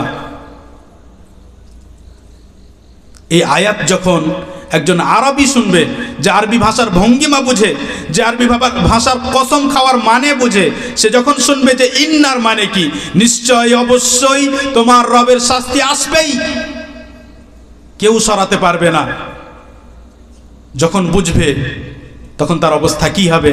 ওমর রাদিয়াল্লাহু আনহু একটি গাধার উপরে ছিলেন, তার কি অবস্থা হলো, কি এমন ভিতরে ঘটলো, গাধা থেকে নেমে একটি দেয়ালের দিকে তিনি হেলান দিলেন। হাদিসটি বর্ণনা করেছেন ইবনে কাসির রাহিমাহুল্লাহ তার তাফসিরে। তারপরে তিনি বাড়ি ফিরে গেলেন। কেউ বুঝতে পারল না যে তার কি সমস্যা, কি অসুখ, কিন্তু এক লম্বা সময় ধরে, দীর্ঘদিন ধরে তিনি ওই সমস্যার মধ্যে, ওই পরিবর্তন এবং ওই অসুখের মধ্যে যেন থাকলেন। মানুষ তাকে অসুস্থ মনে করে দেখতে যেত। এই আয়াতটি শোনার পরে তাকে অসুস্থ মনে করে মানুষ দেখতে যেত। একটি আয়াত শুনে যে তোমার রবের শাস্তি আসবেই আসবে, এই আয়াতটি শুনে এমন প্রভাব পড়লো যে যেন অসুস্থ হয়ে গেলেন। এবং সুয়ুতি রাহেমাহুল্লাহ, ওলামা এটা বুঝবেন, সুয়ুতি রাহেমাহুল্লাহ তার কিতাব আছে আল ইতকান ফি উলুমিল কোরআন, তাতে তিনি উল্লেখ করেছেন যে কিছু মানুষ কোরআনের কিছু আয়াত শুনে শুনে মারা গেছে এবং তাদের নাম বিস্তারিত একটি কিতাবে উল্লেখ করা হয়েছে।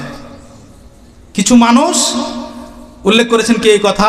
সুয়ুতি রাহিমাহুল্লাহ, যে কিছু মানুষ যাদের নাম আলাদাভাবে একটি কিতাবে লেখা হয়েছে, কেউ লিখেছেন কিছু মানুষ আল্লাহ তাআলার আয়াত শুনে প্রভাবিত হয়ে, আয়াত শুনে তার ভয়ে মৃত্যুবরণ করেছে। এ ছিল কোরআনের প্রভাব। সেই কোরআন আজও আছে, সেই কোরআনের প্রভাব আজও আছে, সেই কোরআনের মিষ্টতা মাধুর্য আজও আছে, সেই কোরআন সুন্দরভাবে মধুর কণ্ঠে আজও তেলাওয়াত করা হয়। যদি আপনি শোনেন, যদি আপনার মধ্যে অন্তর থাকে, বোঝার জন্য হৃদয় থাকে, তাহলে আজও সেই কোরআন আপনাকে প্রভাবিত করবে।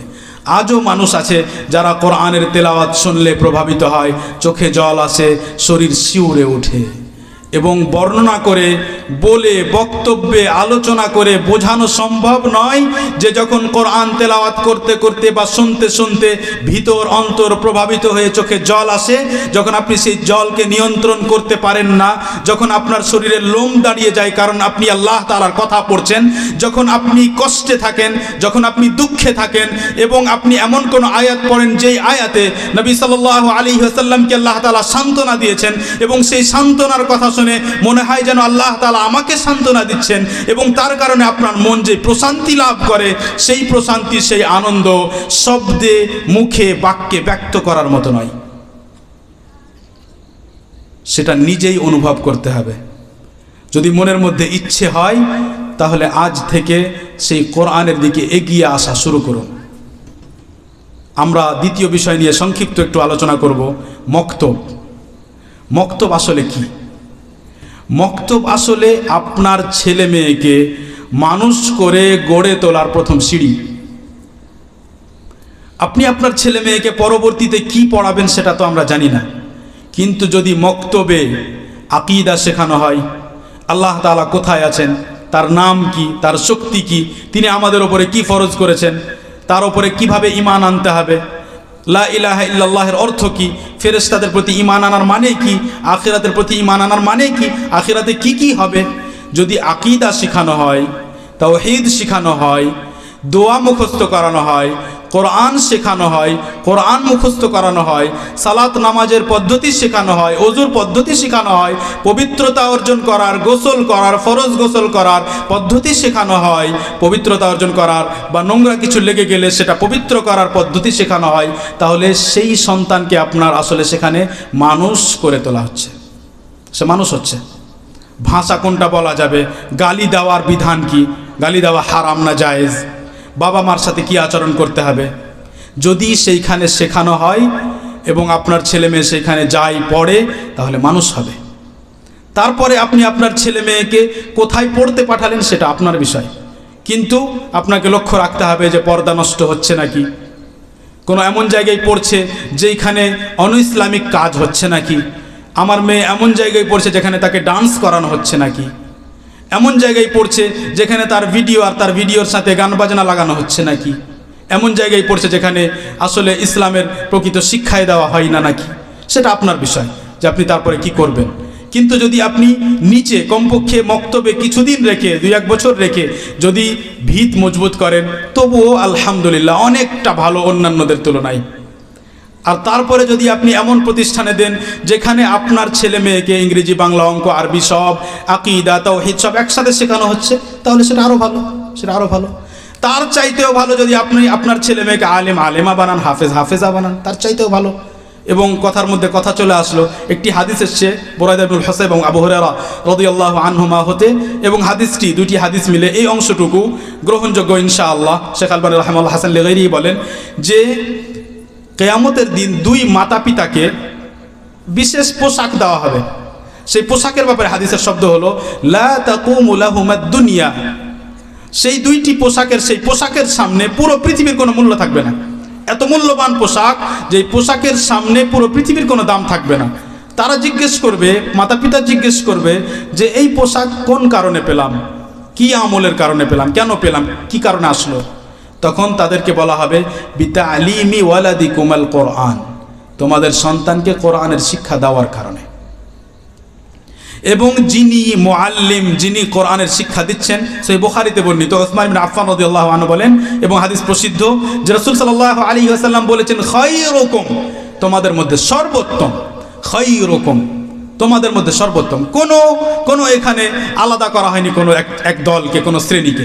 তোমাদের সবার মধ্যে সর্বোত্তম মান তাআল্লামাল কোরআন, যে কোরআনের জ্ঞান অর্জন করেছে, ওয়া আল্লামা, এবং কোরআনের জ্ঞান দিয়েছে।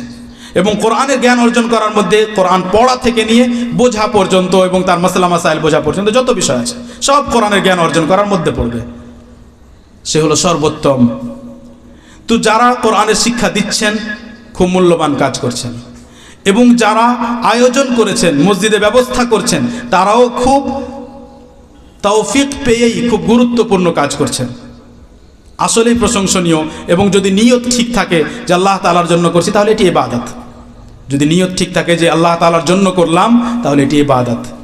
এবং ইবাদতের জন্য দুটি শর্ত, একটি হলো একমাত্র আল্লাহর জন্য হতে হবে, আর দ্বিতীয় নবী সাল্লাল্লাহু আলাইহি ওয়াসাল্লামের সুন্নাত অনুযায়ী হতে হবে, পদ্ধতি অনুযায়ী হতে হবে। সেখানে কোনো বিদআত করা যাবে না। যদি আপনি বিদআতি পদ্ধতিতে করেন তাহলে সেটা নেকি পাবেন না, বাতিল হয়ে যাবে, ইবাদত হিসাবে গণ্য হবে না।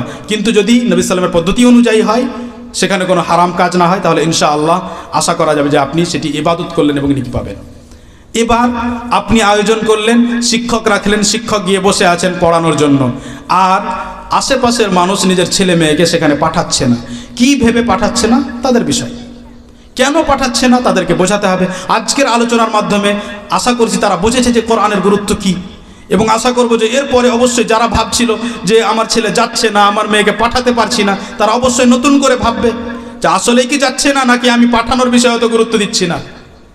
যাবে অবশ্যই, কেন যাবে না? আপনি চাইলে যাবে, না গেলে আপনি কোলে করে নিয়ে যাবেন, রেখে আসবেন, চকলেট দিবেন, পয়সা দিবেন, যেভাবে হোক না কেন আপনি রেখে আসবেন। কারণ আপনি জানেন যে আমি যদি এখানে রেখে আসতে পারি, তাহলে আমি যেন আমার ছেলেকে মানুষ করার জন্য রেখে আসলাম, তাহলে কেন আপনি পাঠাবেন না? তার জন্য যত কৌশল থাকে সব করবেন আপনি, যদি এই বিশ্বাস থাকে, যদি এই বিশ্বাস থাকে। স্কুলের জন্য তো অবশ্যই করছেন, স্কুলে পাঠানোর জন্য তো অবশ্যই করছেন। তার চাইতে বেশি মূল্যবান স্কুলে পড়ে কি হবে না হবে, কত পয়সা ইনকাম করবে, কত বড় মাস্টার হবে, কত বড় প্রফেসর হবে, সেটা আলাদা বিষয়। তার কোনো আল্লাহ তাআলার কাছে শুধু প্রফেসর মাস্টার হওয়ার জন্য কোনো মূল্য নেই, কোনো মূল্য নেই। যদি সেটার কারণে আবার ইনকাম করার পরে সেই ইনকাম হতে যদি আল্লাহ তাআলার রাস্তায় খরচ করে, সাদাকা করে, দান করে, সেটার জন্য নেকি পাবে। সেটার জন্য আলাদাভাবে কোনো মূল্য নেই যে আপনি যেহেতু ইংরেজি পড়েছেন সেজন্য আল্লাহ তাআলা আপনাকে নেকি দান করেন, জি না। এবং না ইংরেজি পড়ার কারণে আল্লাহ তাআলার নজরে আপনার কোনো সম্মান বেড়ে যাবে, জি না। আর না কোথাও বলা হয়েছে কেউ যদি সায়েন্স পড়ে আর কেউ যদি টেকনোলজি খুব ভালো বোঝে তাহলে সে হলো সর্বোত্তম মানুষ, কোথাও বলা হয়নি। এবার আপনি বলবেন যে না বলা হলো তো কি হলো, মানুষ তো বলছে। আসলে মানুষ বলবে না যে মানুষকে সৃষ্টি করেছে সে বলবে? পৃথিবীটা কার? পৃথিবীটা কি মানুষের, আমাদের? জি না। তো এই পৃথিবীতে কে উত্তম এটা কে ঠিক করবে? যার পৃথিবী। একেবারেই স্পষ্ট যে পৃথিবীতে ভালো কে সব থেকে, এটাকে ঠিক করবে যার পৃথিবী। বাড়ি আপনার, আপনি বাড়ি তৈরি করেছেন, বাড়িতে একটা পরিবার আছে, বাড়িতে কিছু লোককে আপনি থাকতে দিয়েছেন, কিছু মেহমানকে থাকতে দিয়েছেন। তারপরে কে ডিসাইড করবে যে এই লোকগুলোর মধ্যে কে ভালো? যে দেখছে ওই বাড়ির মধ্যে, যে মালিক ওই বাড়ির, সে বলবে যে এর মধ্যে এই লোকটা বেশি ভালো, এ খুব ভালোভাবে আমার বাড়ি ব্যবহার করেছে, আর এই লোকগুলো একটু শয়তানি করেছে। আল্লাহ তাআলা এটা ঠিক করবেন, সিদ্ধান্ত নেবেন যে মানুষ সবচাইতে ভালো কে, এবং আল্লাহ তাআলা সেটা স্পষ্ট করে দিয়েছেন যে সবচাইতে ভালো হলো সে যার কোরআনের সাথে সম্পর্ক। সেই জন্য যত ভুলভাল চিন্তাধারা আছে কোরআন সম্পর্কে সব বের করে ফেলে দেন। যদি ভাগ্য ভালো থাকে, যদি আল্লাহ তাআলার পক্ষ থেকে তৌফিক প্রাপ্ত হন, তাহলেই আপনার ছেলে মেয়েকে আপনি যেমন করেই হোক না কেন মক্তবে নিয়ে যাবেন। এবং যারা এখন পর্যন্ত যে মসজিদগুলোতে মক্তবের ব্যবস্থা করছেন না তারা করবেন। আর ইমাম সাহেব যিনি মক্তবে পড়াবেন তাকে উৎসাহিত করার জন্য বলবো যে আপনার কাছে যদি কোনোদিন এমন হয় যে কেউই আসেনি, একজনই এসে, আপনি একজনকেই পড়ান, আপনি একজনকেই পড়ান। কারণ আপনি তো আল্লাহ তাআলার জন্য পড়াচ্ছেন, আপনি আসলে এই জন্য পড়াচ্ছেন কারণ যে পড়াবে সে সর্বোত্তম হওয়ার জন্য পড়াচ্ছেন, আপনি মানুষের জন্য পড়াচ্ছেন না। আপনি তো এই জন্য পড়াচ্ছেন না যে আমার ব্যাপারে মানুষ বলবে যে হ্যাঁ ওনার মক্তবে অনেক ছাত্রছাত্রী, তার মানে উনি খুব ভালো শিক্ষক। এটা তো আপনার কোনো লাভ নেই। কেউ যদি এক গ্রামের মানুষ যদি আপনাকে ভালো বলে, ওতে আপনার কী লাভ আছে? কিছুই লাভ নেই। কিন্তু যদি আপনি আল্লাহ তাআলার কাছে ভালো হন তাহলে তার লাভ আছে। সে লাভ হলো যে আপনি ইবাদত করলেন, আর ইবাদতের নেকি আছে, আর নেকির ফল আপনি কিয়ামতের দিন পাবেন। আর যেটা মানুষের প্রশংসা, সেটার কোনো ফল পাবেন না। যে আজকে প্রশংসা করছে, কালকে আপনি ওর বলেন যে আপনার দাড়ি কাটা আছে, এটা ঠিক না, দাড়ি ছাড়তে হবে, দেখেন না, তারপর সাক্ষাৎ করবেন আপনার সাথে।